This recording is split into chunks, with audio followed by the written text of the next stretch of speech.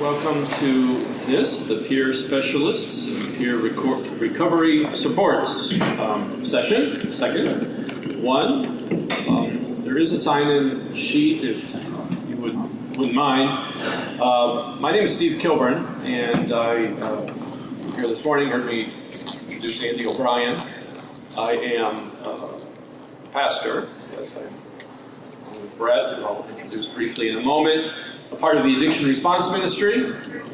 I've also been involved with Hope and Healing Planning, and I chair the board at the hospital. But right now, I'm the room monitor, so that's what I got. Take care of business. So if you can sign in, is anybody getting Oasis credit? Or it's okay. So you just need to have one of those. I think me probably sign your paperwork. We have a room limit of 50, so make sure you get signed in. Filling up fast.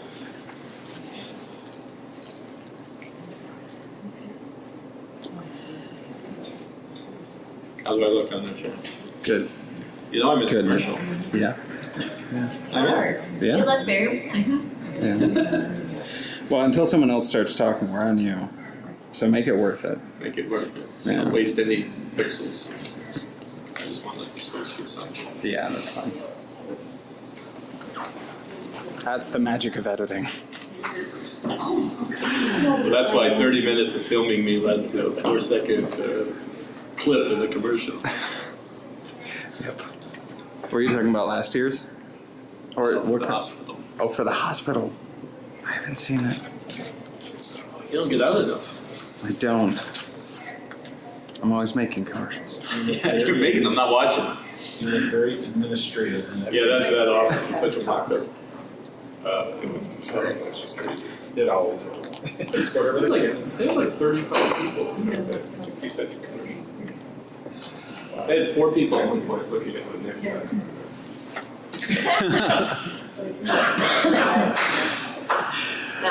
That's great. Yeah.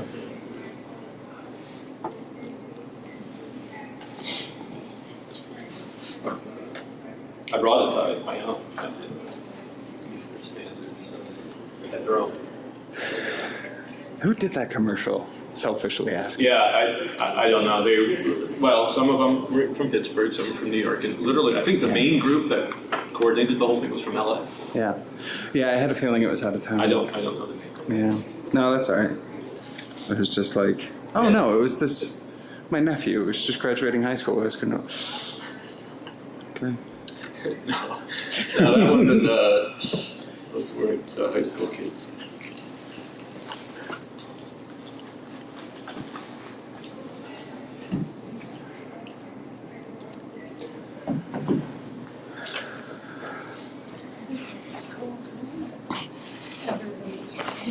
All right. Well, let me begin again by welcoming you to this session. And what session did you go to just now? The one in the room next door. Who was that? Davina Moss King. Okay, so that's who you're following. Yeah, oh boy. All right. Well, no, we have a couple of really terrific folks leading terrific ministries. I say that because I'm part of one of them myself. But Kia Briggs is the executive director at the Mental Health Association. Probably some of you know Kia. She's a graduate of JCC in 2003 with an associate in arts and a bachelor's degree from Empire State College in 2011 in community and health services. I said this at the first time, but I want to make sure I say it again. I've known Kia for some time, and her role now at the Mental Health Association is one that I really so appreciate because I think it's really, I didn't say this before, but I think it's the beginning of even bigger and better things for the Mental Health Association. I really do. They're already doing big and really special things there. But Kia brings experience and passion and wisdom, I think, to that setting. So you'll hear more about what they do in just a moment. The other presenter for this session is Pastor Brett Heintzman, who 7 years, 7 years has been at the pastor at the Jamestown Free Methodist Church. and has about Month and a half. a month and a half left there before he and his wife Barb, who's here also, are heading for Michigan to continue ministry on a wider basis within their denomination and in association with Strawberry Ministries. But Brett, along with several other local pastors, myself included, are a part of what's called the Addiction Response Ministry, collaboration of local churches, and he's going to be talking about that after Kia. So, that's all. I'm the room monitor. So, anybody need anything? No? You behaving? We'd like it a little warmer. You like it a little warmer? I'll do what I can, all right? Start a fire. Yeah, exactly. Nothing is going to happen, but if I say I'll do what I can, you might actually physiologically Feel a little better. feel like it gets warmer. Yeah. Sometimes all we need is hope, right? All right. Yeah. Thank you, Steve. So I just want to thank everyone for coming today, and you've heard a lot of information today. So I just wanted to let you know that the MHA is down at the Gateway Center. We're door number 14. It's Suite 7 for the address. We have a website, mhachicago.org, as well as we have a very active Facebook. The MHA is a peer recovery support center, which means everybody that works there, and also some of our board members all have peer experience, which means we have had experience in the mental health and addiction system. I myself have experienced mental health and addiction both with myself and with family members, so I've seen it from both sides of the aisle. And the one thing that MHA values the most is people and relationships. We truly want to help people access and engage in the services that are out there, as well as advocate for services that maybe are still needed in the county. We feel that no matter what, a person is a person. We don't want to see them labeled and feel that there's no hope to get out of their situation. Like the director of Commissioner of Health talked greatly about, there are a lot of barriers for people to get well. And these barriers are what we try to do as recovery coaches. We try to break those down and help them step by step. And very person-centered, they have to identify and choose what pathway they would like to go in their recovery. We very much refer out to appropriate treatment, or we often just have people attend support groups. It's very much up to the person. We do often have people involved in the legal system just due to the nature of mental health and addiction. It just comes sometimes hand in hand. One thing I will say is the MHA peer recovery coaches are certified by the New York State Peer Specialist Certification Board, as well as they receive other training such as the CCAR Recovery Coach training, the Mental Health First Aid training. They just had the Safe Talk training provided by the Chautauqua County, and we continually have updated trainings to help our peers provide the best services to people that come down to our agency. But not only will we work with people that come down to our place, we will go to them if necessary. If they state a need for a specific reason, we'll try to engage that person, and no matter, as long as it's a safe setting, we will be willing to do that. And we try to partner with many agencies as we can to try to help engage people. Because it's very hard to sometimes make that first call. It's sometimes very hard to make that first appointment. And as peers, we're here to listen and try to help with that process.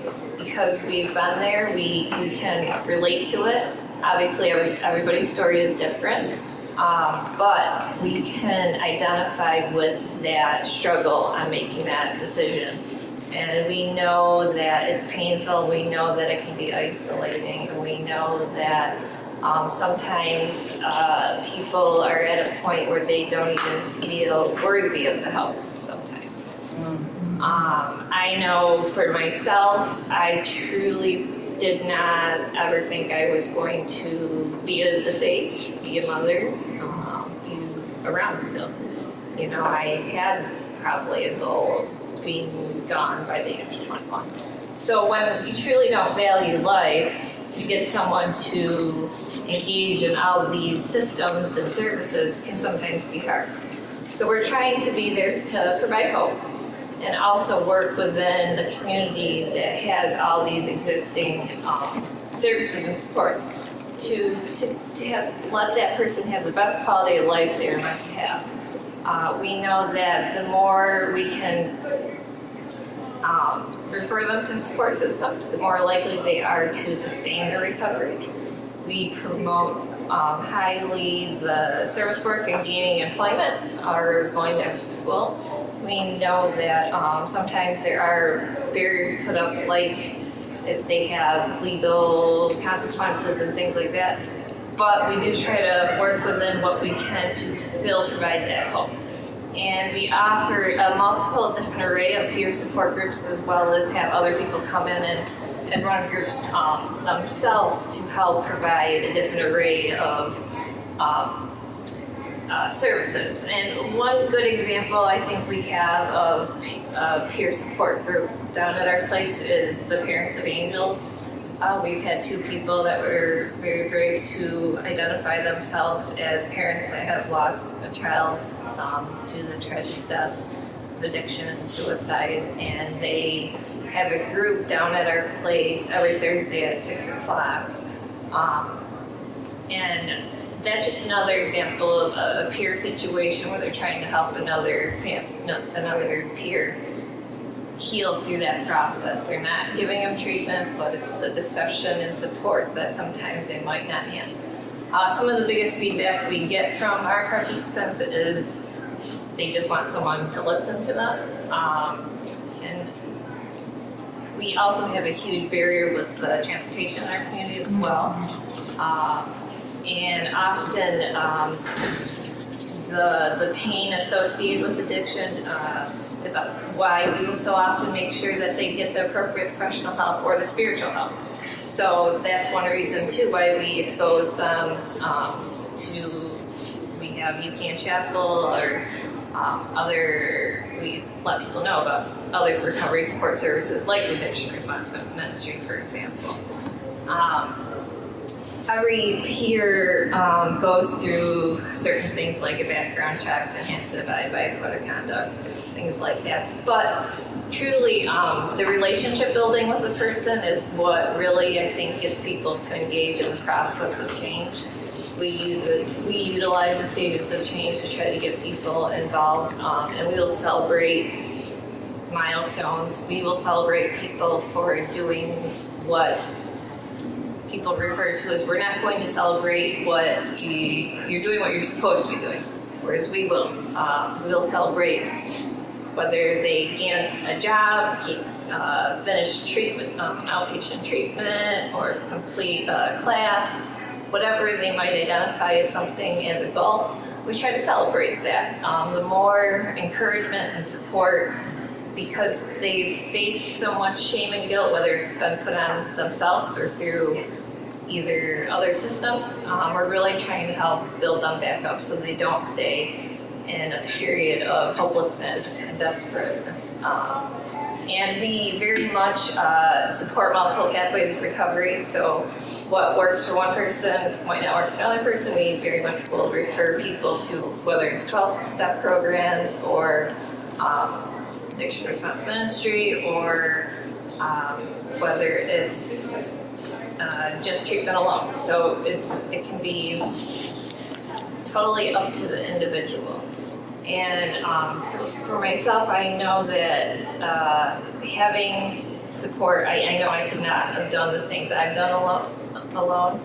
I've always needed the helping hand that I've had many people help me throughout my life, so I'm very happy to give it back. And with that, I think I'll let Brett talk unless anyone has any specific questions. But we very much have a wide array of groups. They're open to anyone. We have Saturday hours, some evening hours, and we try our best to serve the needs of ours as best we can. So with that, I'll wrap up. Thank you.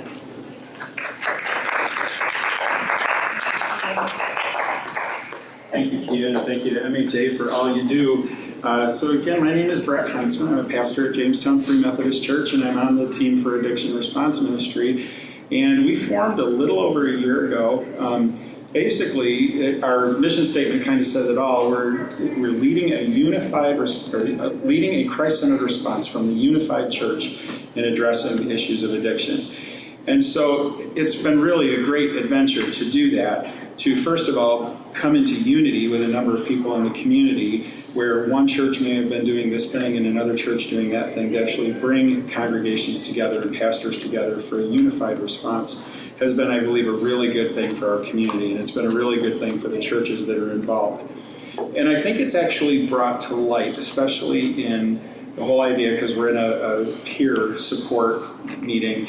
You know, when I think about peer support, really the word discipleship in churches comes to mind, which so many people, they boil everything down to the kind of format we're sitting in today, where there's this one talking person and we're all sitting here learning. And so many times, even in discipleship classes in churches, we think in those kind of terms. We dispense some information. People here's your certificate. We're all set. But the reality is, at the heart of discipleship is people walking side by side through life together, learning from one another, sharing life experiences together, helping people in their hurts as well as their joys, imparting wisdom and knowledge to one another. And that's what Jesus did with the 12 disciples. So when we look about that in recovery, that's actually what we're trying to build in. So we actually have some hurdles within the church to overcome, as well as outside, to say that this is more than just imparting information. It's more than another class. This is about walking people through a process. So what is that process? What do we look at doing? Well, I can tell you this. As a pastor of a church in the city of Jamestown, and our church is on East 7th Street, which most people don't know where that is. East 7th Street, if you can think so you think about this block between Falconer Street, Lakeview Avenue, and 6th Street. Our church is in that neighborhood in there. There is a section of 7th that ends one street before Lakeview Avenue, so otherwise you know it was there.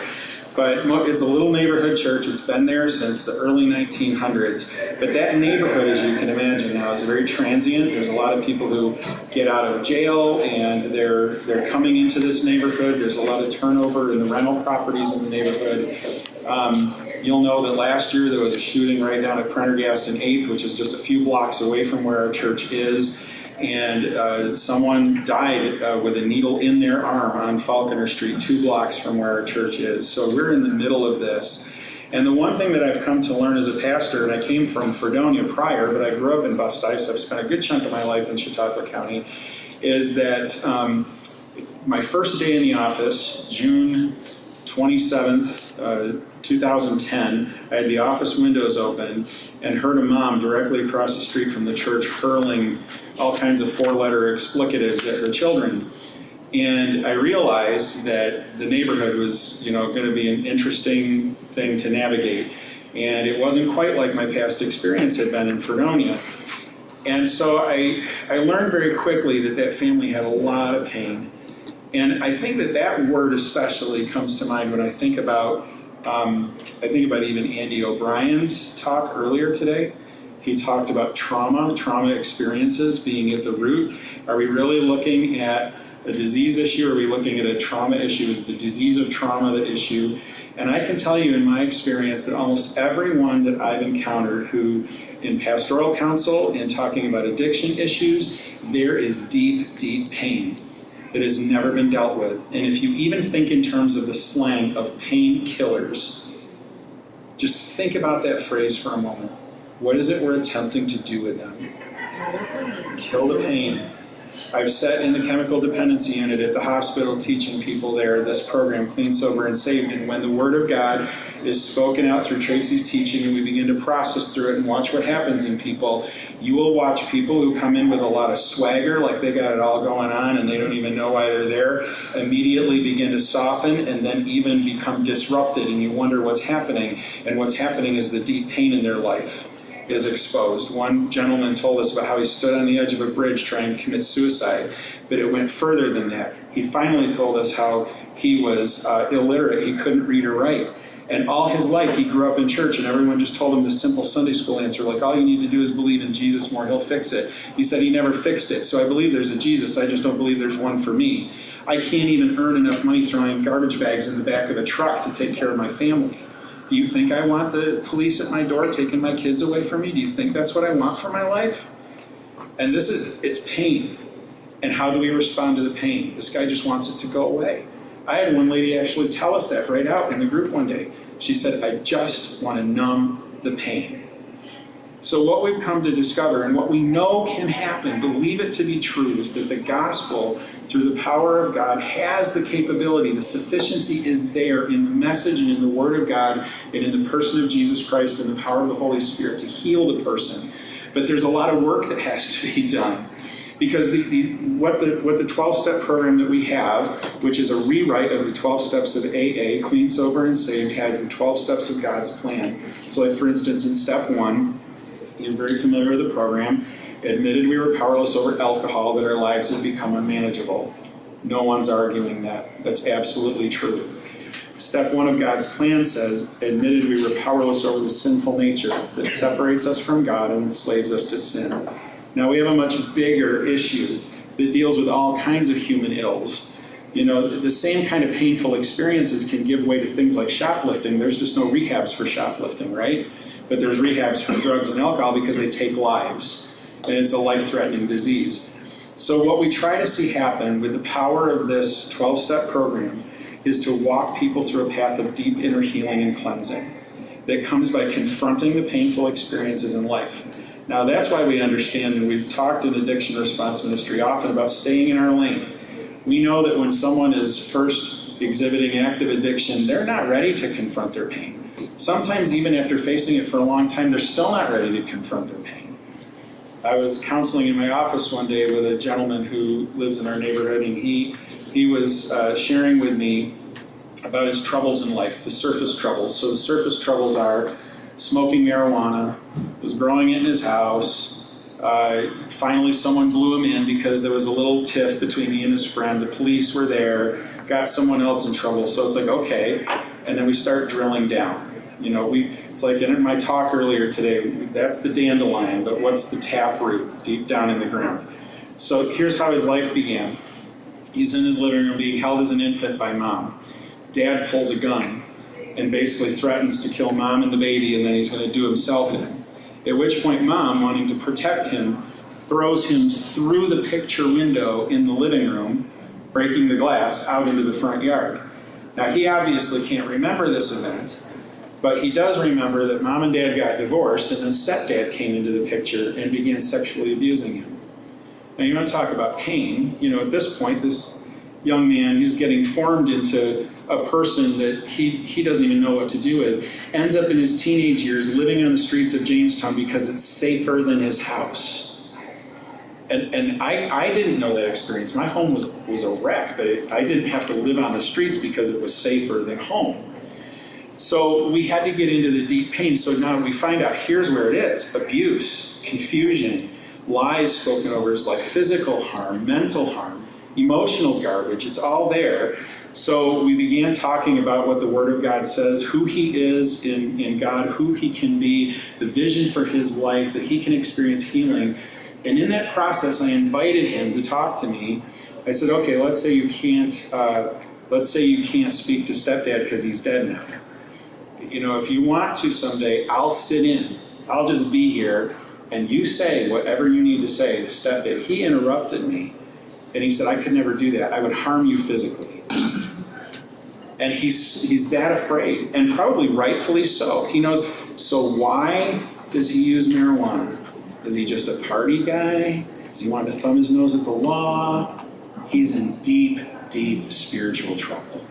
He's been hurt. He's been harmed. He doesn't want this for his life. It is his only way to know how to navigate life.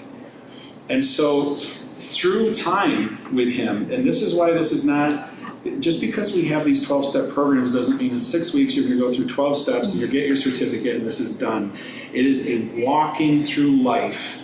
And I have been his peer in many of those instances, but we need to walk with people even as we educate the church. It's not so much you put an ad in the public service announcements and say we're having this meeting at this place at this time, opening the door and expecting the addicts to come flooding in going, oh, thank you for holding this class. Anyone have that happen? We don't.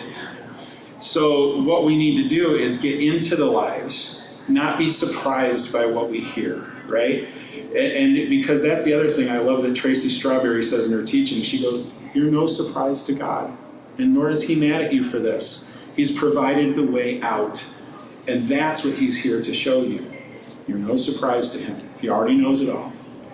So we try to embody those thoughts, a vision for what's preferred at the beginning, and walk with them as peers through it. Also getting people in peer support within the groups. We have a side program to Clean, Sober, and Save now, a secondary program, a companion called the Family and Friends Edition, which deals with the codependent issues. And I did a pilot group in our church, and it was great. We had one lady that came and visited one night. The drive was a bit of a deterrent, but she said to the group, after getting a chance to just share a little bit, she had no one else to share it with.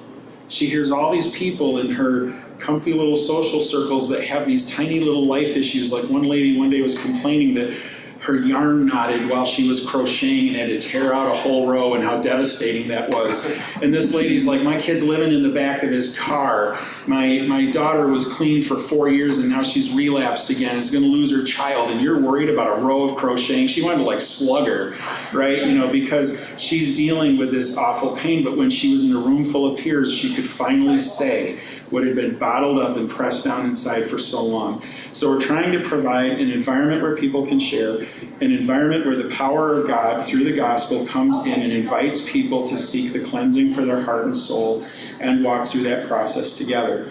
Pastor Steve Kilburn can talk besides Clean, Sober, and Saved, which is We Believe, which is more, it's really great. They're good companions because We Believe is can be like the on-ramp for people to get moving toward the curriculum that we offer, as well as the off-ramp, like, okay, I went through this program, now what? To continue to receive peer support. So why don't you talk about that a little bit? Very briefly, the We Believe is the name we've given to these meetings, which are about 6 years in the running now. At the present time, there are 2 each week in Jamestown. And these would be most akin to an open discussion meeting, say at an AA meeting, in that they're open, so anyone can come and sort of drop in, if you will. It's not a series or a curriculum, so each meeting can stand on its own. And there's a topic so it's got that much structure, but it's a lot of discussion based, and it's a Christ-centered discussion meeting. Although, as we say right at the beginning of every meeting, everyone is welcome to be there, no matter where they're at spiritually. We just want people to know sort of where things are coming from as the discussion goes forward. One of the resources we use is what's called the Life Recovery Bible, which is just an edition of the Christian scriptures with footnotes and side notes from a recovery point of view. And to Brett's point about trying to be more mindful about these resources being brought to where people are, we've now taken one of the meetings each week to the newly reopened City Mission. So Monday nights at 7, we have that meeting at the City Mission in Jamestown, and Fridays at First Covenant Church. And we have a website. It's addictionresponseministry.com. You can actually get a card at our table outside that has that website address on it. And there's a link there for attending meetings, and we stay pretty diligent about keeping up with that schedule. And our goal is to pretty much begin offering these things many times every day of the week, so that there's always an option. And we've just now begun to see like some networking. We're in the chemical dependency unit at UPMC Chautauqua WCA every Tuesday and Thursday from 1 to 2 o'clock. And we have had some people who Like we had one guy who checked himself out, found himself in the county jail, and we have a Tuesday night class in the men's side of the county jail, clean, sober, and safe. So he was like, oh, you do that here too? Which is kind of a neat way to network, I guess, a little unusual. But he was able to continue the program, and so we're excited about the potential to partner with other people. I love the fact, like you heard Kia talk about person-based programs. So this is an excellent opportunity for partnership for us because not everyone may be ready to seek a faith-based solution, but for those who do, we want to say, hey, let us help you be that part of the solution for these person-based programs. As we like to say, probably you did say, we have our lane. Yep. We stay in our lane, and we want to work alongside all the other lanes that are out there too. We have about 10 minutes before the end of this session, so this is a good opportunity to maybe share experiences relative to especially peer recovery supports. Maybe some of you have had experiences with folks you know or otherwise at the Mental Health Association. They've seen many more people than I think the Addiction Response Ministry has as a fairly new initiative, but maybe you've had some experiences with us as well. Just kind of refreshing. As a treatment provider, there's a lot we can do, but sometimes we're limited in what we can do. And so often clients believe that once they get about 6-7 months of clean time, we're good to go. Yeah. And so try to encourage them that recovery is a lifelong journey. When you think about it, But in our county, sometimes you're limited. Okay, now what do I do with this client now? Where do I send them? So when I found out about MHA, it's like my prayers were answered because there's so much you can do at MHA. You could spend the entire day there and not be bored. Yeah. We get a good response from our Jamestown folks who come out to MHA. Yeah. And then we have the ministry payments all over our lobby or our unit. And people are saying great things about it. So you don't just have to come to groups and see your counselor once a week, and that's just all your treatment. Now there's so much more you can do. And we know it's more powerful when you volunteer yourself to go, as opposed to having to go sign in and get it checked off somewhere. So it's just really refreshing and nice to know that those pieces are there, they're flourishing. It's not just sitting in someone's living room and then the next week no one's there, they're the place that they're going to be outside of our clinic. Thank you for saying that. I think one of the other, it extends even your comment about peer recovery, and I know it happens at MHA, and it definitely happens as well in a new ministry with the Addiction Response Ministry, is that after a while, a person that enters into the support services that we can offer can become a leader fairly quickly if they're exhibiting, some growth and progress. So they can be leading a meeting relatively soon. And now that, of course, adds another element of responsibility and sense of self, etc. So, Hi, my name's Regina. I'm a recovering addict alcoholic.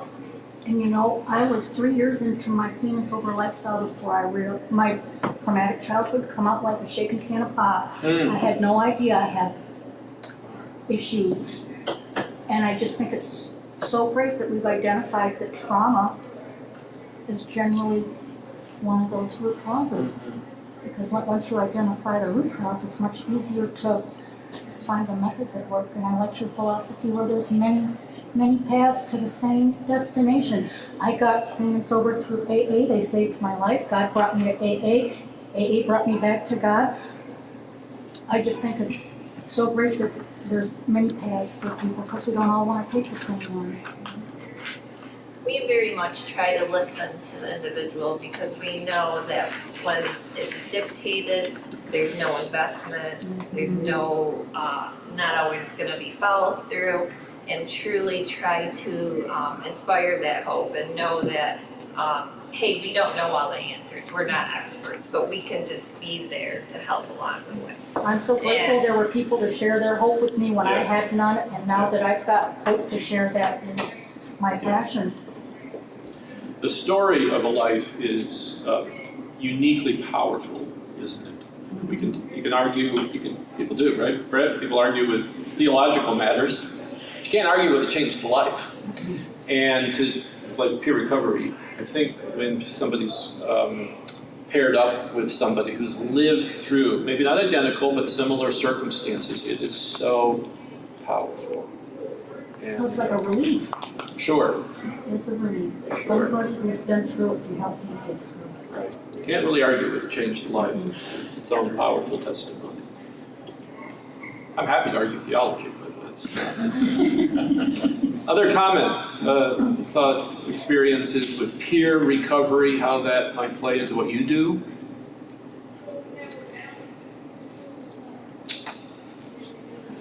We very much hope to get more out there in the other end of the county. However, a lot of our support does come from Jamestown Foundation, so we do apologize for the other end. Is there any satellite But, group Um, in Dunkirk area? We're actually working on that. So it was last Thursday evening, my wife and I were at First United Methodist in downtown Fredonia and presented the Clean, Sober, and Save material there.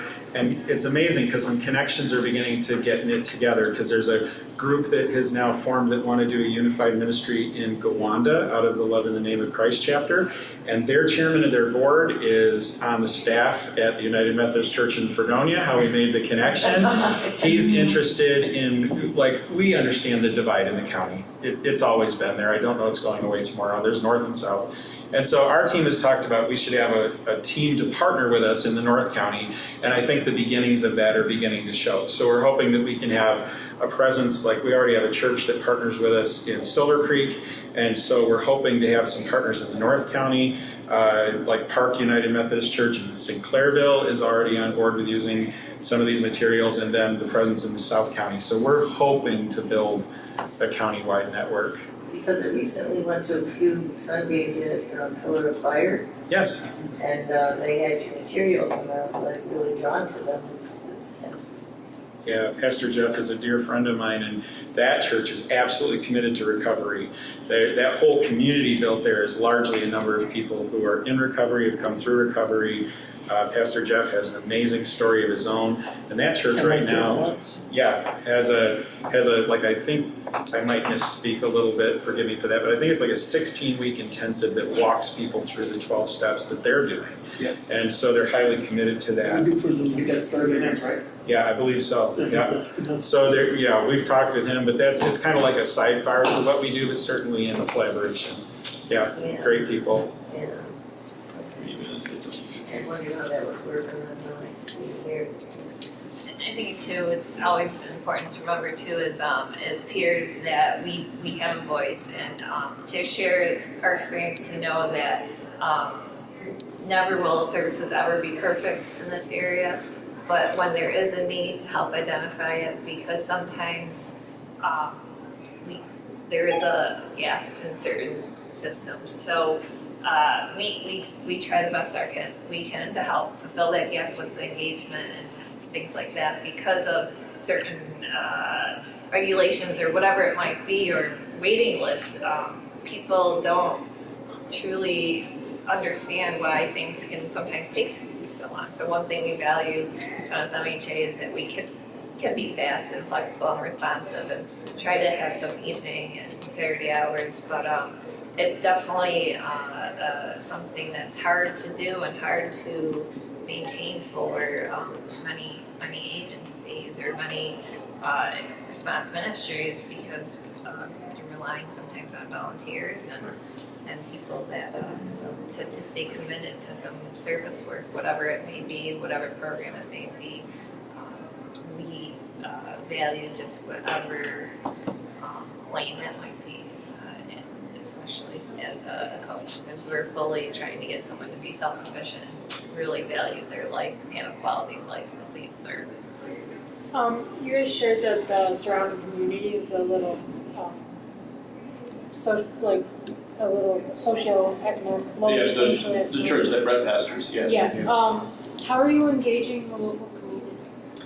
Some of the creative ways that you're engaging. Yeah, in the best ways we can as a smaller congregation. One of the ways we did it was just to start meeting people with some grassroots needs, and one of the, we now entered into a children's feeding program, so it's not connected to like the Y or the government feeding programs. We kind of stepped out on our own, but we do a summer lunch program for kids.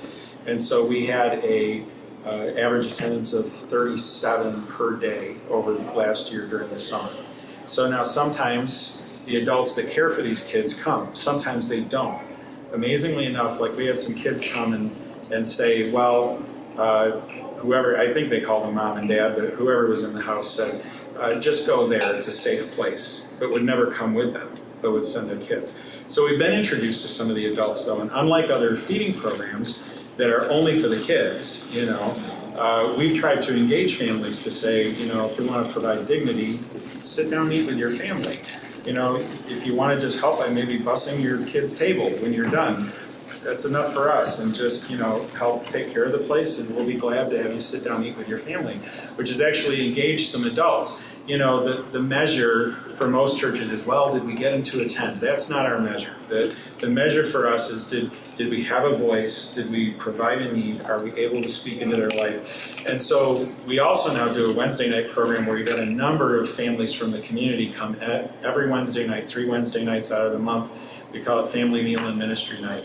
So we have a big dinner, and we do some biblical lessons they're easily adaptable for the whole family. And for a church that, like last Sunday, we had around 50 in attendance, we've had anywhere from 30 to 55 on those Wednesday nights. They're hugely popular and gaining some interest in the community. So just trying to reach out, just trying to be a neighbor, trying to speak into the lives of others in healthy ways. But it is tough. Do you To provide do all the that. food for them? We do.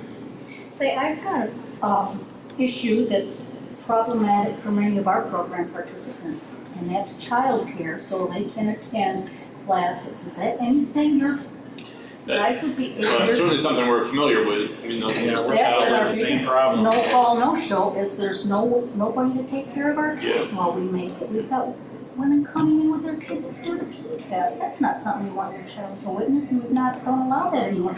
We have had occasions with the We Believe meetings where some of the sort of longer-standing participants at that time were able to kind of organize a separate room just off to the side to look at their kids. So that has happened at times, but it's all, as Kia said, depending on volunteers. Yeah. It's a huge issue, it really is. And one of the challenges, we need to start wrapping up here, but one of the challenges, I think, Kia and I were talking about this the other day with peer recovery services, is that obviously to get people kind of involved in to get people involved, there's got to be that initiative, and there's a point at which then you have the pleasure of watching them start to develop and grow. And this is a good thing, but it is one of the challenges of this kind of service, is that they then go get jobs and have families and get married or whatever they move on to, but it's hard to keep it's hard to keep peers. I don't know how else to say it in peer recovery. I think you feel that way down there. Well, yeah, unless we have paid staff, it's Right, hard to for keep paid volunteers staff. peers, for sure. Yeah. It's 3:30, and that means that there's a brief wrap-up time in the main banquet area.